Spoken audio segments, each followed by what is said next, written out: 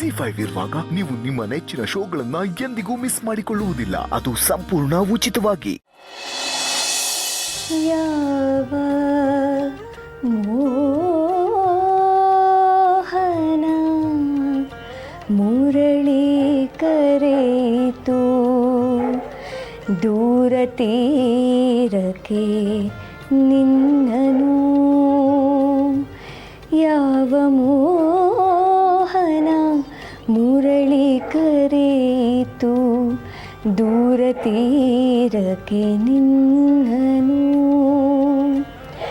ಯಾವ ಬೃಂದಾವನವು ಸೆಳೆಯಿತೋ ನಿನ್ನ ಮಣ್ಣಿನ ಕಣ್ಣನು.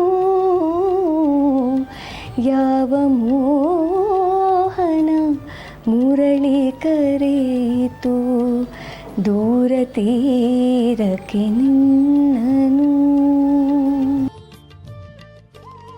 ಯಾವ ಬೃಂದಾವನವು ಸೆಳೆಯಿತೋ ನಿನ್ನ ಮಣ್ಣಿನ ಕಣ್ಣನು.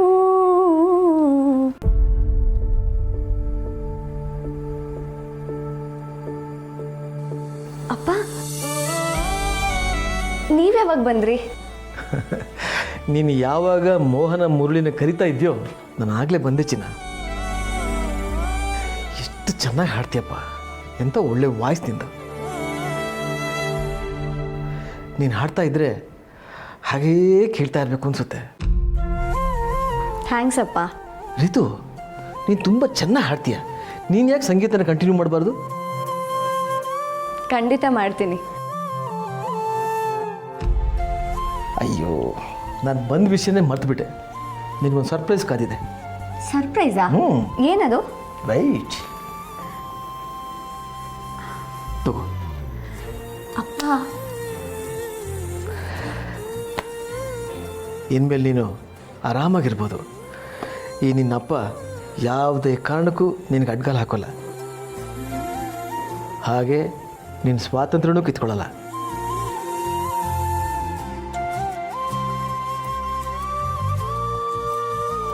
ಥ್ಯಾಂಕ್ಸ್ ಅಪ್ಪ. ಹೆತ್ತವ್ರಿಗೆ ತಮ್ಮ ಮಕ್ಕಳ ಸುಖ ಸಂತೋಷನೇ ಮುಖ್ಯ ರೀತು. ಆದರೆ ನಿಮ್ಮ ಸುಖ ಸಂತೋಷ ಎಲ್ಲಿದೆ ಅಂತ ಗುರುತಿಸೋದ್ರಲ್ಲಿ ನಾವು ಸ್ವಲ್ಪ ಎಡುತ್ತೀವಿ. ಇನ್ಮೇಲೆ ನಾನು ಆ ತಪ್ಪನ್ನು ಮಾಡೋದಿಲ್ಲ. ನನ್ನ ಮಗಳು ಈ ಮನೆ ರಾಜ್ಕುಮಾರಿ, ನೀನು ಖುಷಿಯಾಗಿರಬೇಕು. ನಿನಗೇನು ಇಷ್ಟನೋ ಅದನ್ನೇ ಮಾಡು. ಒಟ್ಟಿನಲ್ಲಿ ನೀನು ಖುಷಿಯಾಗಿರಬೇಕು. ನೀನು ಖುಷಿಯಾಗಿದ್ದರೆ ನಮ್ಮ ಮನೆ ನೆಮ್ಮದಿಯಾಗಿರುತ್ತೆ ಪುಟ.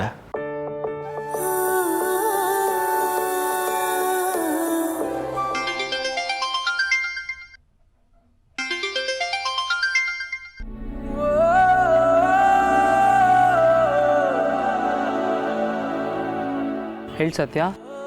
ರಾಕಿ, ಹೇಗಿದೆಯೋ? ಚೆನ್ನಾಗಿದ್ದೀನಿ. ಅದನ್ನ ಯಾಕೆ ಇಷ್ಟೊಂದು ಸಪ್ಪೆಯಾಗಿ ಹೇಳ್ತಿದ್ಯಾ? ನೀನು ತೊಂದರೆಲಿದ್ದಾಗ ನಾನು ಹೇಗೆ ಚೆನ್ನಾಗಿರಲಿ ಸತ್ಯ? ನನಗೇನೋ ಆಗಿದೆ, ನಾನು ಚೆನ್ನಾಗೇ ಇದ್ದೀನಿ. ನಿನ್ನ ಕತೆ ಹೇಳು.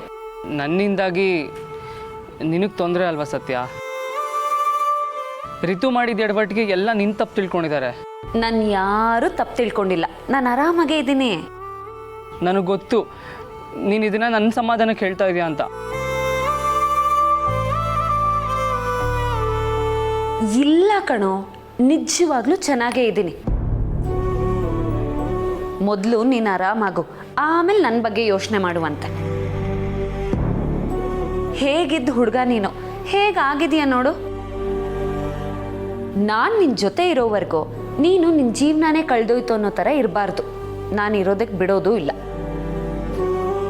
ಸತ್ಯನ್ ತಮ್ಮ ಅಂದರೆ ಒಂದು ರೇಂಜ್ ಬೇಡವಾ? ನಾನು ನಿನ್ನ ತಮ್ಮ ಅನ್ನೋದು ಒಂದೇ ಸತ್ಯ ನನಗಿರೋ ಧೈರ್ಯ ಅಂದರೆ. ಆದರೆ ನೀನು ನನ್ನ ತಮ್ಮ ಅನ್ನೋದು ನನ್ನ ಹೆಮ್ಮೆ ರಾಕಿ. ಆತ್ರ ಪಟ್ಟು ಮನೆ ಬಿಟ್ಟು ಹೊರಟಿದ ರಿತುಗೆ ಬುದ್ಧಿ ಹೇಳಿ ಮತ್ತೆ ಮನೆಗೆ ವಾಪಸ್ ಕಳಿಸಿದ್ಯಲ್ಲ, ಅದು ನಿನ್ನ ಪ್ರಬುದ್ಧತೆನ ತೋರಿಸುತ್ತೆ.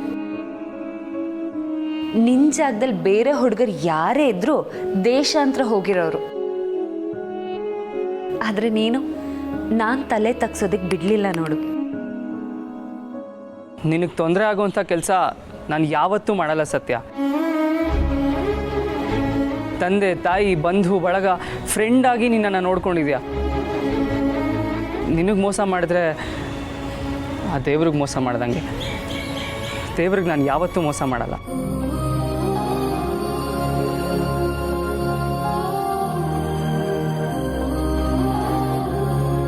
ಅದಕ್ಕೆ ನಾನು ಈ ಪ್ರೀತಿ ಪ್ರೇಮ ಅಂತ ಎಲ್ಲದರಿಂದ ದೂರನೇ ಇದ್ದೆ ಸತ್ಯ. ನನಗೆ ಗೊತ್ತಿತ್ತು ಇದು ಯಾವತ್ತಿದ್ರೂ ಅಪಾಯನೇ ಅಂತ. ಆದರೆ ಏನು ಮಾಡೋದು? ಪ್ರೀತಿ ಹೇಳಿ ಕೇಳಿ ಆಗೋದಲ್ಲ, ಅದಾಗದೇ ಆಗೋದು. ನನಗೆ ಅಷ್ಟು ಅರ್ಥ ಆಗುತ್ತೆ.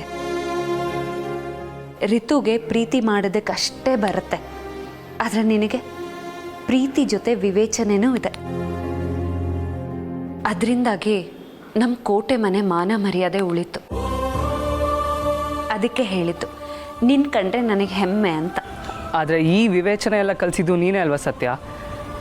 ಸೊ ಕ್ರೆಡಿಟ್ ಎಲ್ಲ ನಿನಗೆ ಹೋಗಬೇಕು. ಅಯ್ಯೋ ರಾಮ, ಯಾಕೂ ನಿನಗಿಷ್ಟೊಂದು ಒಳ್ಳೆತನ?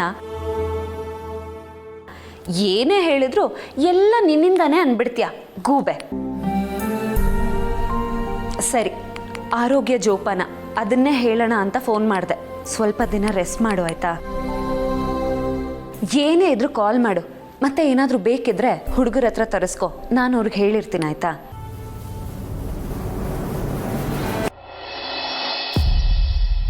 ಚೆನ್ನಾಗಿದೆ ಕಣೆ ಹುಳಿ. ಎಲ್ಲ ಸ್ವಲ್ಪ ಸ್ವಲ್ಪ ಆಯಿತು, ತರಕಾರಿ ಎಲ್ಲ ಮಿಕ್ಸ್ ಮಾಡಿ ಮಾಡಿಬಿಟ್ಟೆ. ದಿವ್ಯಾ, ಅಳಿಯಂದಿರು ಫೋನ್ ಮಾಡಿದ್ರಾ ಅಥವಾ ನೀನೇ ಅವ್ರಿಗೆ ಫೋನ್ ಮಾಡಿದ್ದೇನೆ? ಅಜ್ಜಿ, ನಿನಗೆ ನಾನು ನೆಮ್ಮದಿಯಾಗಿ ಊಟ ಮಾಡೋದು ಇಷ್ಟ ಅಲ್ವಾ? ದಿವ್ಯಾ, ಅತ್ತೆ ಮೇಲೆ ಯಾಕೆ ರೇಗ್ತಿದ್ಯಾ? ಅವ್ರೇನು ಕೇಳಬಾರ್ದು ಕೇಳಿದ್ರೆ ನಿಂಗೆ? ಫೋನ್ ಮಾಡಿದ್ರೆ ಮಾಡಿದ್ದೆ ಅನ್ನೋ, ಇಲ್ಲ ಅಂದರೆ ಇಲ್ಲ ಅನ್ನೋ. ಅಮ್ಮ, ಆ ಈಡಿಯಟ್ಗೆ ನಾನು ಯಾಕೆ ಕಾಲ್ ಮಾಡಲಿ? ZEE5 ಆಪ್ ಡೌನ್ಲೋಡ್ ಮಾಡಿ ಎಲ್ಲಾ ಸಂಚಿಕೆಗಳನ್ನು ಸಂಪೂರ್ಣ ಉಚಿತವಾಗಿ ನೋಡಿ.